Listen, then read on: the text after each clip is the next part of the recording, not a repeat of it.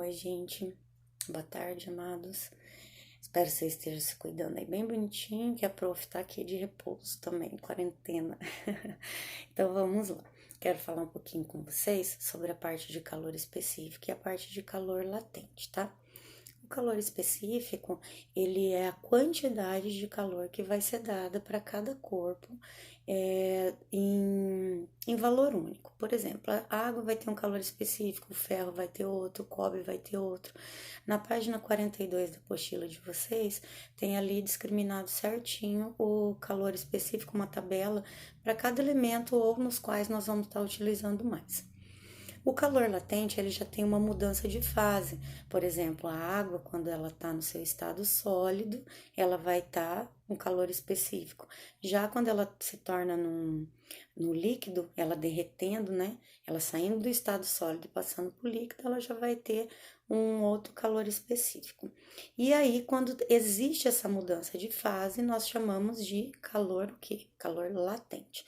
Então, calor específico vai ser exatamente para os corpos que estiverem ali com a sua quantidade de calor única, e o calor latente é quando tem a quantidade de calor calculada para mudança de fases, ok?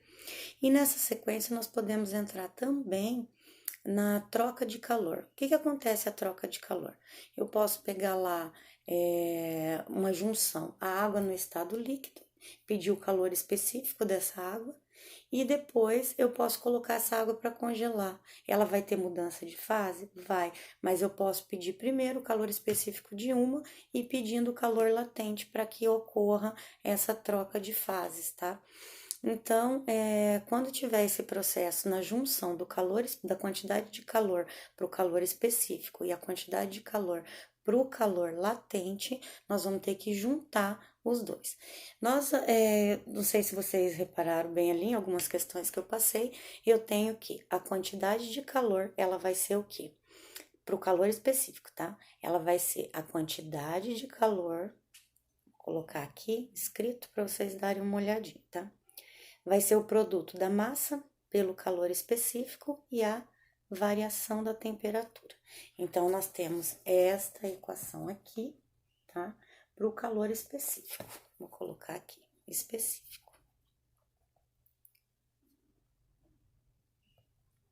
Já para o latente, quando ocorre a mudança de fase, eu vou ter o produto da massa pelo calor latente, né?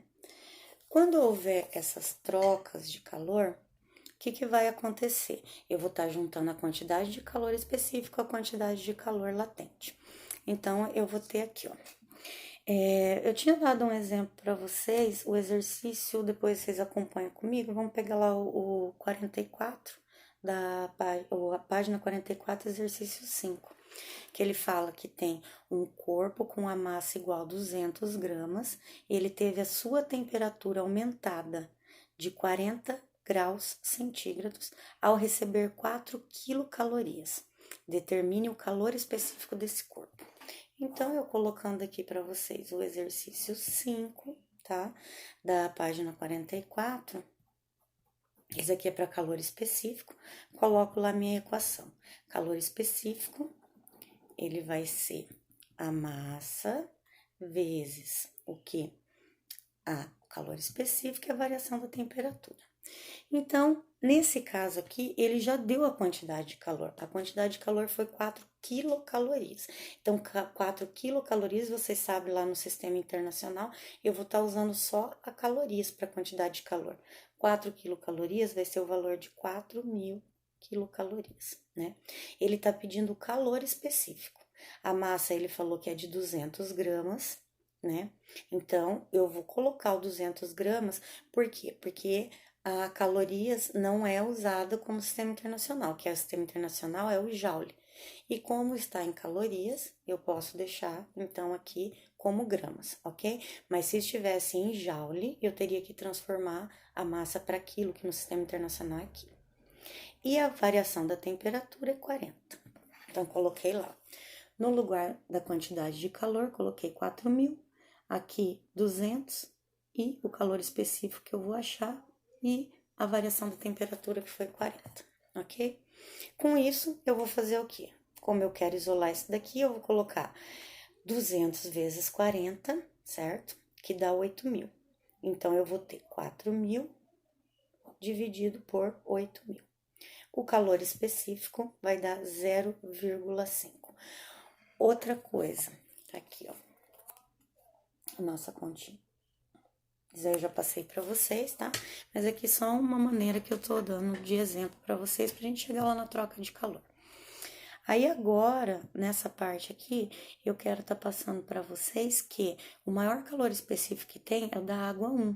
Então, qualquer outro valor que a gente for achar lá, até se vocês forem acompanhando aquela tabela da página 42 que eu falei para vocês, vocês vão ver, o maior que tem é o da água. Então, se tiver dado algum valor de calor específico que seja acima de 1, então vocês vão ter que dar uma retornada e refazer que alguma coisinha aí tá errada. Ok? Agora eu vou dar um outro exemplo de calor latente para quando há a troca de, quando há a mudança de fase, e daí nós vamos falar sobre a troca de calor um pouquinho, tá bom? Pra gente estar resolvendo exercício, que vocês sabem que o que eu mais gosto é de mandar exercício para vocês, né? Então, vamos lá. Vou pegar lá o exercício 1 da página 50, tá? Vou colocar aqui exercício página 50. Ele está falando sobre calor latente e ele fala o seguinte, que para indicar a temperatura e determinar a quantidade de calor que deve ser fornecida para cada uma das substâncias. Então, primeiro ele pede a temperatura para ebulição da água. Então, vocês têm que ter noção, ó, ebulição da água. O que que acontece com a ebulição da água? Se ela está em ebulição, quer dizer que a temperatura dela vai ser de 100 graus, né? Então, a temperatura vai ser de 100 graus Celsius. Aí, eu tenho aqui a temperatura para a parte que ele pede, quantidade de calor. Então, vamos ver a quantidade de calor. O calor latente da água é 50, é um valor também tabelado que também tem na apostila de vocês. Então, eu vou pegar lá o valor da massa, que ele deu, que foi de 50 gramas, tá? Multiplicado pelo valor da calor latente da água, que é 540. Então, vai ficar 50 vezes 540, que vai dar 27.000 calorias, ok? Então, tá lá, calor latente, ok? Isso daí. E aí, vou repetir a equação aqui do calor latente que eu não tinha colocado, desculpe. Calor latente é o quê? É a massa multiplicado pelo calor latente, tá? O calor latente da água é 540. E aí, tá aí, um exemplo para cada um deles. Assim, a gente vai para a nossa última etapa da apostila, que são os princípios de troca de calor lá na página 52. E eu vou fazer um exemplo com vocês quando há troca de calor. Por exemplo, no exercício 2 da página 53, ele está dizendo o seguinte: uma massa de 70 gramas de água em ebulição, ela é despejada em uma panela de 150 gramas de alumínio. A temperatura inicial ambiente é de 20 graus. Desprezando as trocas de calor com o ambiente, qual a temperatura final desse sistema? Então, como ele quer saber? Eu vou ter que pegar a quantidade de calor perdido mais a quantidade de calor recebido, né? Tudo isso eu tenho que igualar a zero. Vou pegar a quantidade de calor, tá? Perdido mais recebido e vamos juntar nisso daí. Lá ele tá falando, ó. Nesse caso, como eu tenho essas duas fases, eu tenho a massa de água 70 gramas em ebulição, ela é despejada em uma panela de 150 gramas de alumínio, a temperatura inicial ambiente. Então, o que eu vou ter que fazer? Eu vou ter que ver a quantidade de calor que consegui da água, mas só que primeiro ela foi despejada numa panela de alumínio. Então, vocês estão vendo que eu tenho duas partes, eu tenho o alumínio e tenho a água. Então, para os dois eu vou ter que fazer calor específico, ok? Então, vamos lá. Então, eu vou colocar, substituir no calor perdido, massa vezes o calor específico vezes variação de temperatura, mais a massa do calor recebido, tô colocando o que aqui? vezes o calor específico, a variação da temperatura. Tudo isso é igual a zero, tá? Então, repetir 2 vezes a equação de calor específico. Por quê? Porque aqui eu não tô falando em mudança de fase da água. Eu tô falando que a água foi despejada em uma panela de alumínio. Então, eu tenho 2 compostos. Eu tenho a água, que tá na fase líquida, e tenho a panela de alumínio, que tá no sólido. Então, vamos lá. Vamos fazer primeiro para a água, tá? Então, a água, a massa é de 70 gramas, vezes o calor específico da água, que é sempre 1, isso daí é um valor tabelado, um valor muito importante para vocês lembrarem, tá? Como ele quer a temperatura final, eu vou fazer temperatura menos a inicial, que é 100, porque ele falou que a água estava em ebulição.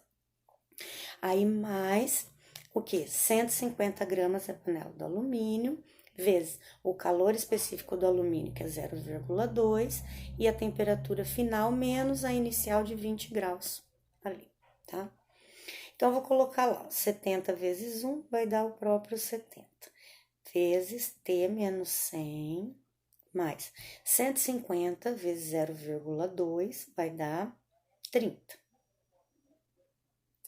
que multiplica o T final menos os 20 graus, tá? Então, eu fiz essa multiplicação aqui. E agora, eu vou fazer a minha distributiva. Tudo isso igualando a zero, ok? Tudo isso igual a zero. 70 vezes T vai dar 70T menos 700 mais 30T menos 30 vezes 20, 600. Ok? Tudo isso igual a zero. Aí, eu igualo, ó, 70T mais 30T, eu vou ter 100T, que vai ser igual 700 menos 700 com menos 600, vai dar menos 1.300, tá? 6, 7, 8, 9, 10, 11, 12, 13. Então, passando pro outro lado, 1.300. Pego 100, passo dividindo, eu vou ter a temperatura 1.300 dividido, né? Pelo... Deixa eu ver. Ah, não, perdão. Voltando, né?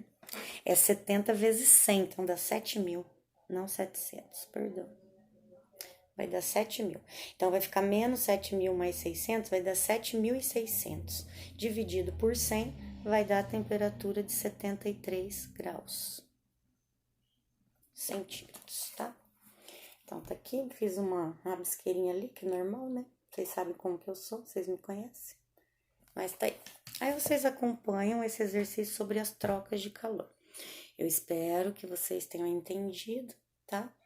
E com isso nós podemos resolver os exercícios sobre calor latente da página 50 e 51, tá? Calor latente, página 50 e 51.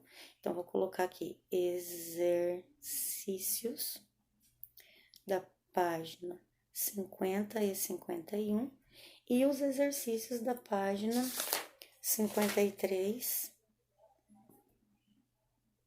e 54, que são de trocas de calor, tá? Depois eu vou estar voltando para a correção desses exercícios com vocês e pra gente poder dar uma nova avaliação aqui, ver o que vocês entenderam e não entenderam. Tá difícil, né? Mas é isso, tá bom? Beijo, amados. Até o próximo.